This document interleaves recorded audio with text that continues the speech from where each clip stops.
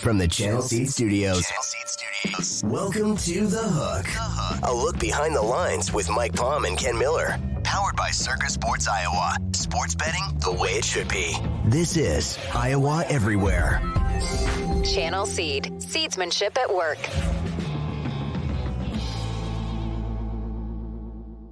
And hello again, everyone, and welcome to another edition of The Hook taking place on a Friday. That's Mike Palm. My name is Ken Miller. Mike, the Vice President of Operations at Circa Sports in Las Vegas, but obviously available here in the state of Iowa. For those of you who like to log on and maybe Iowa transplants coming in football season, late September, mid-September to the state of Illinois. More to come on that. Mike Palm is going to talk baseball, a little football, as we head into get closer every week, right? I saw Circa put out their lines for week number 1 in college football. So they're out on a Friday. What kind of action do you think you see over the weekend? People getting college football on their minds? I think so. The guides are coming out, right? The different guys that publish their breakdown of every college football team and Steele and those and Kenny White and those. The guides are about to come out. VSiN's going to have theirs out with all the power rankings. And I think it's in culmination with that, we're putting out these lines and trying to get some action. I know as you get to the end of July, it starts to get forefront of people's minds, NFL and college football, starting to look at conference races and look ahead games of the year and what's the best way to attack a team. The media days, we had the Mountain West here last week, start really scrutinizing the Mountain West schedule. I mean, Air Force will be favored in every game till they close at Boise. I mean, you can find markets where you just have to bet Air Force to make the title game, not even to win the Mountain West. So there's a lot of ways to attack it. Do you bet look ahead the games of the year? Do you do conference wins over under, total wins over under? So many betting options available now, Kenny. Yeah, there really are. So back to Air Force for just a second. I think their total somewhere around 9.5. Yeah. Might they be the group of 5 team this year? Last year was Tulane. Year before that, Cincinnati, of course, made the playoff. I don't see that happening. UT San Antonio's getting some love. The team they're going to face in the final week of the season, Boise State's never far away. Group of 5 team caught your attention? Boy, their preseason schedule, I say preseason, but out of conference schedule is so weak. Mm-hmm. I don't know that they can generate enough support. They might be 10-0 or 11-0 heading into Boise and still not even. Boise has a tough schedule, no breaks there. I mean, they're close. I looked at what are they? 2 touchdown underdog at Washington to open up in Seattle. And Central Florida is no pushover. They got it tough, but that will make them better as they get into the conference schedule. So, but Air Force it looks like they're the most favorable schedule maybe of any team in the country this year. Clemson certainly sets up very well. Yeah, 15 teams has a nice schedule, Kenny. Clemson gets their key games at home. I think Clemson's a team we're not talking about enough as well. So is that week 4, week 5, Florida State and Clemson? I think it's like September 22nd or 23rd, whatever that is. So week 3, 4, somewhere in there. Yeah, and there, I guess it would be week what? The first is the 4. You get both those key games, Florida State and Notre Dame at Clemson this year. Mm-hmm. So I know people down a little bit on Clemson. The offense wasn't great last year. And, when they don't go 13-0 or 12-1, it's a disappointing season. But I think there's a potential. Everybody's focused on Georgia. And I think maybe they're flying a little under the radar. Yeah, Klubnik, the quarterback, who was a freshman last year, and he got his opportunity. Look, as big a ballyhooed freshman as Watson was before he got there, same kind of level as Lawrence. So we'll see. Clemson, Florida State, I think the winner of that game clearly is in the driver's seat. And you have Washington right now favored 15, by the way, over Boise State. That should be a fun contest. Just real quick, from a realignment standpoint, Colorado's now part of the Big 12. They're not going to stay at 13. The Pac-12, sadly, Mike, seems it's on its deathbed. I hate to say that, but it seems like that's the case. Don't you think? Maybe it'll go back to being the Pac-8. It could be. Who knows? Yeah, I was reading a tweet today about the story that came out in 2011 when Larry Scott, who was the former commissioner, said no to Texas and Oklahoma. He did. Right? I mean, I don't even remember that, but think about that decision in hindsight. No, you're 100% right. I'll never forget. We went home on a Friday night thinking that Oklahoma and Texas were jumping to the Pac-12, and that the rest of the teams in the Big 12, Iowa State included, they were going to be, it was going to be every man for himself come Monday. Then Texas insisted on the Longhorn Network going as part of the deal, and the Pac-12 said no. And so they stayed. Here they are now. Obviously, Texas moves on to the SEC next year. And meanwhile, they bragged about the best TV contract, and here we sit a decade later where you can't get them on DirecTV still. I mean, they're the worst. Right. They have the worst, and they've been non-competitive in the national landscape. I mean, they've gotten a couple teams in as a 4 seed. It got trounced. The Oregon team made the final the one year, but they really haven't been relevant in the national landscape in football. Key move for the Big 12, right? Who's going to disintegrate, the Big 12 or the Pac-12? Well, obviously a key piece, +1 and -1, is Colorado. Yeah, indeed. And then, I'm hearing crazy stuff that Oregon's kicking the tires because they need a place to land. Washington, we'll see how this all shakes out. But yeah, that was fascinating back in 2011. No question about that. Let me ask you something, Kenny. Everybody now, the Mountain West is one of the conferences that's ended divisions this year, right? No more divisions. I don't like it, but yep. People everybody I talk to, oh, that's great. That's so great not to have I disagree. I think having divisions is a lot better. I agree. You're 100% right. Look, not every year, but certainly in the future, how many times are we going to see Michigan and Ohio State in back-to-back weeks? That's my play point. The final week of the regular. It's terrible. Right? And that my example comes from the American Conference, where you would always have Cincinnati played Memphis, and then Cincinnati played Memphis, or Cincinnati played Central Florida, and then Cincinnati. It's very anticlimactic, the title game, when it's a repeat of the week before. Yeah. And okay, so one division's loaded. It makes the other division very interesting, especially from a betting perspective, because we always talk about the Big Ten West. Well, and usually we say, Iowa, Minnesota, Wisconsin. And Wisconsin, who can get into the Big Ten title game. And then, I think that makes it interesting. But the people come, all the good teams are on one side. Well, it's not always going to be that way. Right. Now, you're preaching to the choir. I couldn't agree with you more. Even Illinois, I think Illinois is the dark horse in the West this year. Brett Bielema is doing a nice job there. You're a Bielema guy. I got high on them last year, and then they lost that game at home to Purdue. Yeah, it was really disappointing. I know, and they replayed that on the Big Ten Network last night. I sat there and watched through it again as I. Really, I love those football in 60 minutes where they just go play. Yeah, those are great. I love that kind of program. Awesome. Mm-hmm. Yeah, no, it's terrific. You're a Notre Dame grad. Obviously, Sam Hartman's the quarterback. Yeah. You lose Tommy Rees, the coordinator, to Alabama, which we'll see how that goes. I don't know if Freeman's seat is starting to get a little warm. How many games do you think he needs to win to keep the Wolves at bay? Well, I think he'll be okay if he wins 9 games. I think you're going to give him 3 years. I think the players love him. Mm-hmm.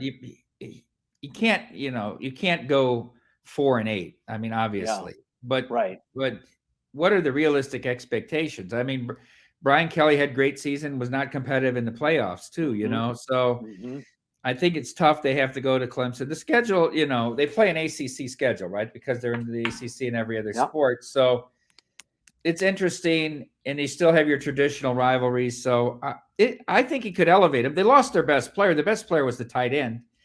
He was, I went and saw that game with BYU. I mean, he stood out on that field. He towered over everybody to the eye test. I thought maybe they'd get some more guys to transfer to follow Hartman on the offensive side of the ball. Maybe, a little disappointing they didn't. He's a defensive coach, right? That's his strong side of the ball. So we'll see. I'm sure they won't be. I'm sure they'll be a top 20 team. Are they a top 10 team? I don't know. Back to the Pac-12 for just a second, and what's going to be its final year with the LA schools jumping ship, etc. And we know Colorado's going, remains to be seen. Is it Arizona? Is it Oregon? Mike, have you looked at the quarterbacks in that league? It is one after another outstanding quarterback. Being from top to bottom, the Pac-12 quarterbacks tower over any of the other Power 5 conferences. And yet they can't find anybody to play defense. That's the problem, though. Yeah. I mean, when they get into these national games, these SEC teams put 40 up against them. Well, they put 40 up against each other, too. It's a little bit like the Big 12 was for years, where it was just air raid after air raid, and then it's hard to compete nationally. But the quality of watching the league this year should be very high from an offensive perspective. I just hope we get to, back to your point. I mean, even week number 1, right? Yes, I get it. USC is an overwhelming favorite over San Jose State, but it's on the Pac-12 network. I want to watch the Heisman winner. Yeah. I want to watch college football's best offense, but I'm a DirecTV subscriber. I'm out. Yep. We had to get Cox here just because of the Pac-12 network. You? Well, we had to. We can't show. How can you not show Pac-12 games? Right. So we had to bring in Cox. If it goes away, I mean, do you guys pay on a per capita basis? How does a cable bill work? It's a little different between Cox and DirecTV. DirecTV does fire code sourcing of how many people can see, and you negotiate with them and for their different packages, for like the NFL package and Major League package and stuff like that. Cox is more of a flat rate for a business, but if the Pac-12 made a deal outside of that network, or that network ever got picked up by DirecTV, I don't know why we would need Cox. Mm-hmm. Exactly. And DirecTV is another thing I love about Circa. DirecTV is in the rooms at Circa. Yep, it sure which is outstanding. I know where to go when I want to watch my shows. You know, even I go to 602 if I like a couple of horses. You know, etc. Want to watch them in my room. Well, a lot of ground to cover with you here, Mike. Is with the baseball trade deadline coming up on Monday. We now know Ohtani is not going to be traded. You were right. I was wrong. I thought that they had to move him just based on the fact that you don't want to chance him losing him essentially for nothing. You thought that Arnie Moreno just was going to dig in his heels and keep him. That proved to be the right answer. But is there a player in Major League Baseball that would significantly change the futures, change what you guys have posted as far as future bets on Major League players? Is there a player that moves the needle in the trade deadline, Major League Baseball? I don't know what position players are going to be available, but I think Blake Snell would move the needle to me. And it's really interesting to see if our partners, the San Diego Padres, are going to be sellers now. Yeah. But a lot of people around the team and that are writers there in San Diego seem to suggest that both Snell and Hader will be dealt here in the next 2 days. And Soto apparently too might be on his way out. I'm not sure that I don't disagree with that. Yeah, he hasn't been good, has he? He has not. You know, don't get me wrong. He's been good, but not Soto good. Well, he was talked about as a top 3 player in baseball. Yeah. He's not that good in the field. Right. They've hit him in the 2-hole. He hasn't been great. Yeah. So I think he's been disappointing. I think I've said this since it happened, they would have been better off getting Luis Castillo and having an ace. I think Snell has turned into their ace, and Snell, look, he's close in this Cy Young race now. For a guy that started so slow, he's making up ground on Galen every start. So I think he's the most significant piece. I don't know if the Guardians are going to deal Bieber. You know, we've been talking about it. Bieber would be important. I just don't know what position players are going to get moved that will move the needle. Yeah, I'm not sure there is. I mean, today's moves were Lucas Giolito and Joe Kelly. Yeah. I mean, Giolito's okay. He was better a couple of years ago when he was a starter in the All-Star game, but that Giolito seems to be long gone. Well, we'll watch it. That's all we can do. Yeah. Yeah. What's it been like in the books? I mean, that's obviously carried most nights, right, with the baseball going on. It's just kind of a slow time of year. I mean, this time next week, we'll have had one preseason game in the book, NFL-wise. Obviously, we see the television numbers. People are going to watch it just because it's football. How much play do you think you get on a preseason NFL game? I don't even know who it is. Is it Jets-Browns? It's Jets and somebody. We'll get 5 figures. You will. People will bet it because it's the NFL. Right. They'll come up with some angle. They'll find a reason to want to bet it to watch the game.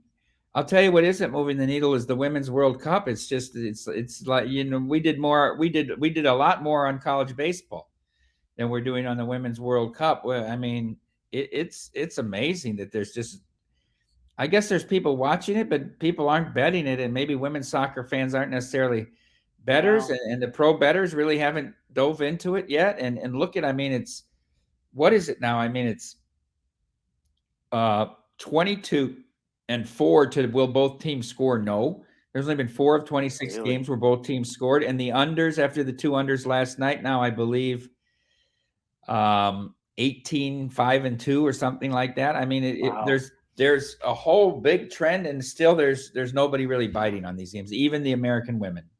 It's interesting. So flipping around the channels last night, there's Circa getting some publicity at an event called SlamBall. So you've got now power slap fighting and SlamBall to get us through the summer months. What can you tell us about SlamBall? I think it's coming to Nevada as far as wagering on it, but that's a state by state thing, right? Yeah. It just don't get the green light in Colorado and Iowa to bet. Each commission's got to approve it, and then they've got to say, is it regulated and how's it regulated? And there's standards in each. So we worked a couple weeks to get it to where we'll be able to offer it next week here in Nevada. I'm not sure where we're at in Iowa, but they bounce around in the trampolines and this and that. But the deal was why we sponsored it is everything's covered on the ESPN networks, either on ESPN or ESPN2.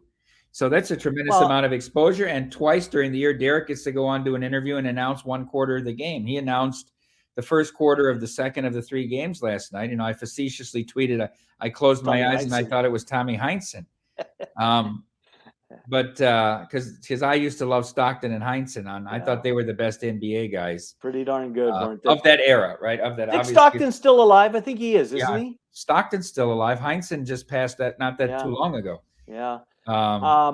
What's not alive, I don't think, is Dick Stockton's marriage anymore. I think him and Leslie Visser, who were, I think anyways, enough about that. But yeah, that was a power couple, if there ever was one, for a few years, right? Yeah, very much so, a power couple. And Stockton did a lot of sports at the time, and she was on your TV every week as well, although a little bit of an age difference. No, she was a pioneer, no question about that. All right, football-wise, Joe Burrow got hurt, was carted off the field. The Bengals have said that it's going to be multiple weeks before he's able to get back on the field. What does that do as far as Bengals futures, week 1? How do you guys go about that? I don't know if we're moving it much. Well, let's see how the bettors react to it, and I don't know if it's that significant. I know it's a shortened preseason, but it looks like 2 to 3 weeks. Mm-hmm. He should be okay. Maybe there's a little fade of him early.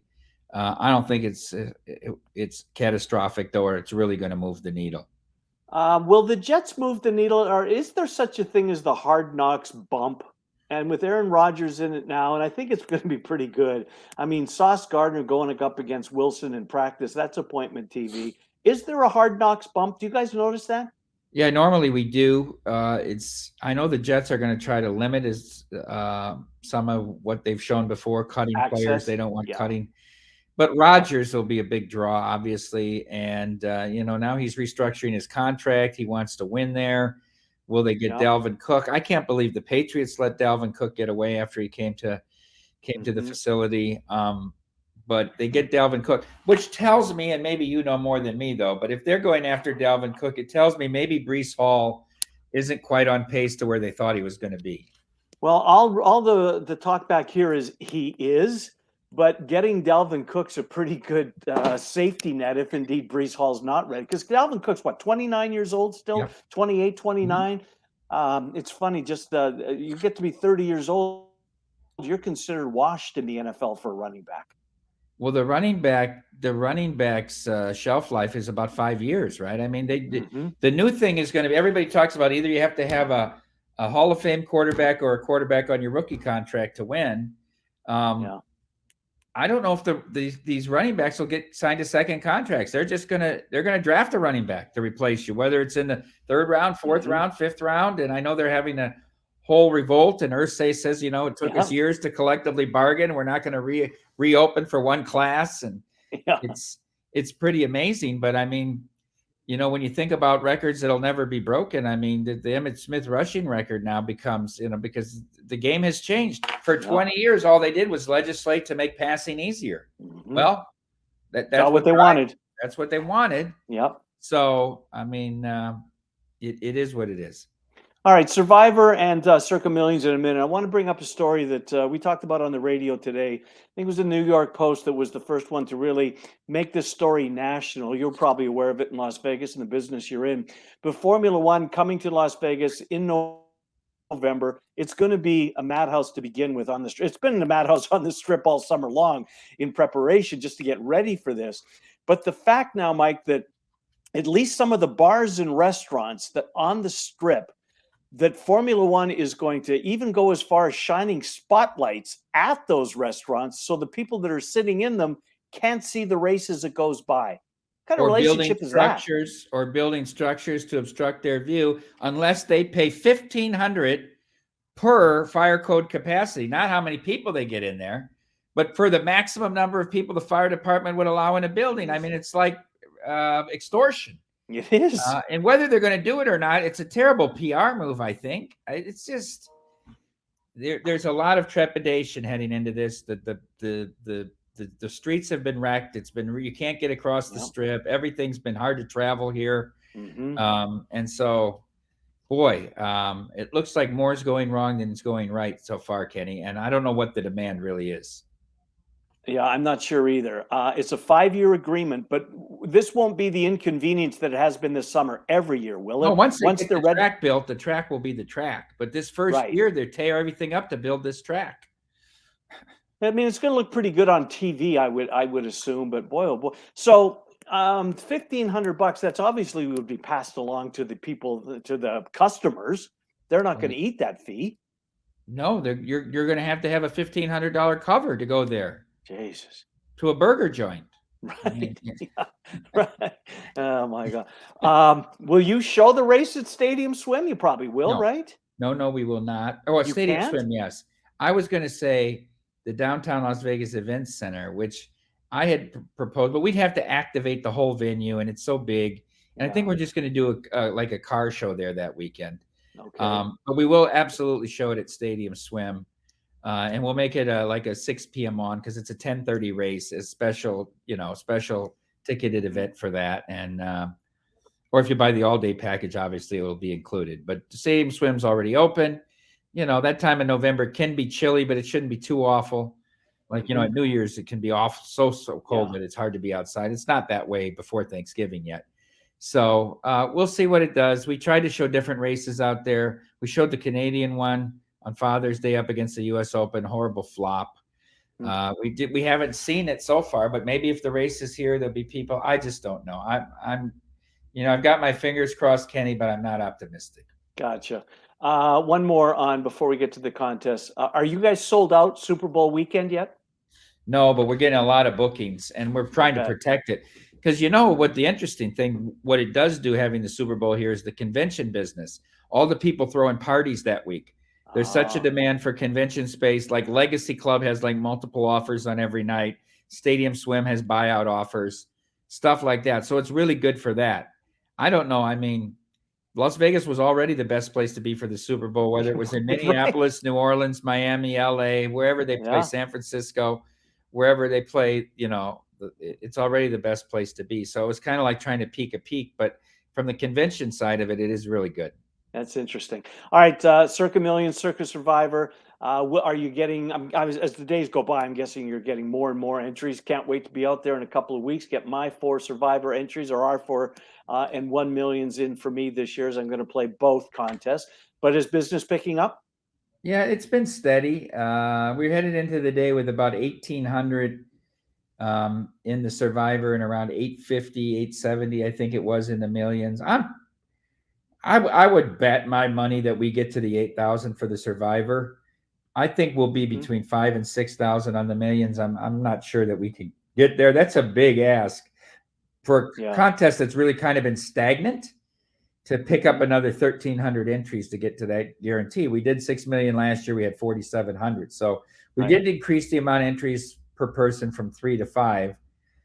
So that should help us a bit. But I don't know if we can get there. Now, our guys that are the statisticians that work at Circa Sports in the back office there, they got their glide charts and flow charts and Venn diagrams and this and that and the standard deviation and the box plot and all that. And they're predicting 6,100 in the millions and 8,700 in Survivor. That was as of yesterday. They do it like 3 times a week. They'll do a prediction based off of current count. So they're saying we're on pace to match both guarantees.